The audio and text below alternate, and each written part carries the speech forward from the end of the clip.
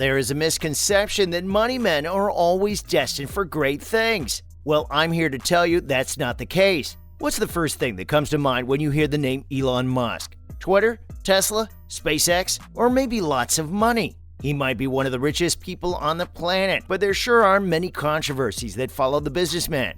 We'll start off by talking about Twitter because it's recent and fresh in everyone's mind. I'm sure if you've used Twitter in the past couple of months, you must have seen some things change. It felt odd at first, but we'll get used to it. Elon Musk was one of the largest shareholders in Twitter when he announced that he was going to purchase the company for a total of $44 billion. That's a lot of money, isn't it? But that's not it. 3 months later, the South African native publicly backed out from his potential acquisition. It's like an open playing field for him, like he can choose when to play and when to stop. In response to those claims, Twitter ended up filing a lawsuit against Musk for backing out, and that probably caught him off guard. But really, a tunnel's a hole in the ground. Like, how hard can it really be? The lawsuit was filed in October 2022, and the court imposed an acquisition deadline for Elon Musk, which resulted in the businessman buying Twitter at the end of October. Some may think that he was forced to buy Twitter, while others think that it was all done to generate hype. I guess we'll never find out. But right after the purchase, he started receiving backlash for the sudden changes that were being implemented on the social media platform. Did you know you now have to pay $8 a month to be verified on Twitter? I mean, that's hilarious. It's like there's no credibility left. Oh, we don't have it for you tonight. I'm just kidding. These sudden changes led to stars such as Gigi Hadid, Toni Braxton, and Shonda Rhimes leaving Twitter. That says quite a lot, doesn't it? It's funny how our next controversy is also related to Twitter, but it was long before Musk had officially purchased the app. In July 2020, Elon Musk tweeted, "Pronouns suck." That's right, that's exactly what he said in that tweet. You can probably assume the amount of outrage that was caused. They're ramping up production of their electric vehicles. Warren Buffett owns 10% stake in that.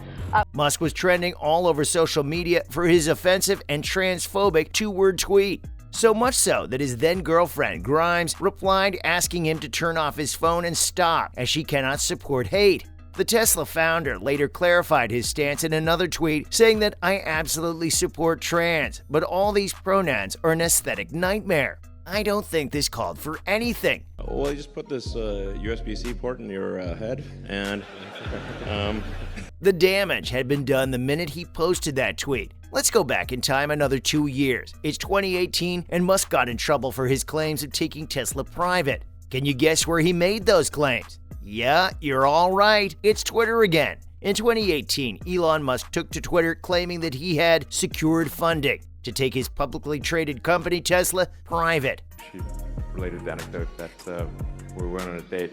All I was talking about was electric cars. Now, anyone who has the slightest idea of how finance or stocks work can guess what happened. The stock price for Tesla started fluctuating. That is some pretty significant news for investors. This led to the Securities Exchange Commission filing a lawsuit and starting an investigation, which found Musk guilty of misleading the investors. See, like if you had like crack cocaine on Mars, like in pre-packaged. He was then fined $20 million and was forced to step down as the chairman of Tesla's board. Sometimes I'm amazed at how powerful an individual can be. Now, let's take a look at his statements on the effectiveness of lockdowns during the pandemic. Elon Musk was never a fan of the lockdown and the stay-at-home orders by the government. But it has recently it's been more effective. He called them fascist and unconstitutional. This could be easily seen through his comments on Twitter, where he openly supported Sweden in their policy of refusing lockdowns and relying on strict social responsibility. Sweden wanted its people to be in the open, but maintained social distancing and the other necessary protocols, and was against the closing of daily activities. good times for the Martians, but not back here. The Tesla founder, on the other hand, disagreed with the American policy so much that he took a very dangerous step of reopening the Tesla production factory in Alameda County, California. He took this step despite what the local health authorities recommended otherwise. He said that if anyone were to be arrested, it should be him. You have the choice of the supercharger, which is and always. That's pretty bold if I'm being honest. Surprise, surprise. His act of civil disobedience paid off, and the local health authorities reversed the decision, giving provisional approval for the plant to reopen. Although that may sound heroic to some, many others felt that Elon Musk was putting his employees at risk by asking them to work during the ongoing wave of COVID-19. I don't really have a business plan. Talking about employees at Tesla and Musk's inconsiderate nature toward his workers, there have been accusations of mistreatment and poor working conditions at Tesla. Several reports came up which said that Tesla's workers are being underpaid, overworked, and have been working in very poor conditions. I mean, who would have thought of that? I understand there's really going to be a great party tonight. We're all just blinded by the cool cars they make, not focusing on what goes on behind it all. I'll be honest, I was shocked when I first heard about it because I simply never expected this to come from Tesla. Some previous employees came out and spoke to The Guardian, where they said they were forced to work long hours, with little to no breaks in between. They were also being verbally abused by their supervisors on a regular basis. Where are the aliens?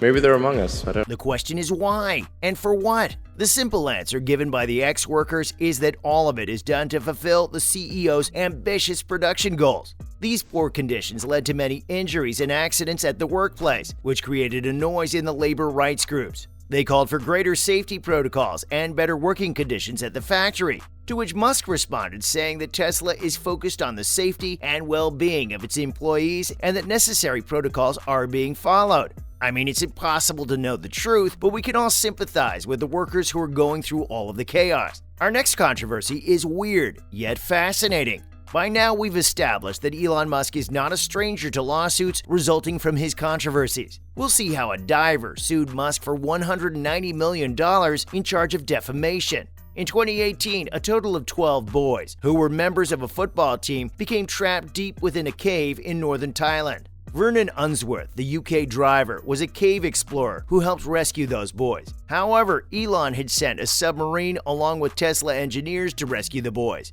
but it was never used. We can all see how that must have felt. The result was Musk and Unsworth getting into a media war, where the diver called Musk's efforts a PR stunt in an interview. I mean, Elon had to reply, and he did not disappoint. He ended up calling Unsworth a pedo guy in one of his tweets, for which he was sued. The whole fiasco ended up with Elon Musk winning the case and removing any charges of defamation from his name. But that doesn't mean that the Tesla founder has not given us enough reasons to talk about him over the years. The question that remains is whether Elon Musk actually has such an entertaining life where no one knows what's going to happen the next day, or a proportion of it is plotted so that he can stay trending, always in the news, or as Mr. Unsworth said, a PR stunt. What do you guys think?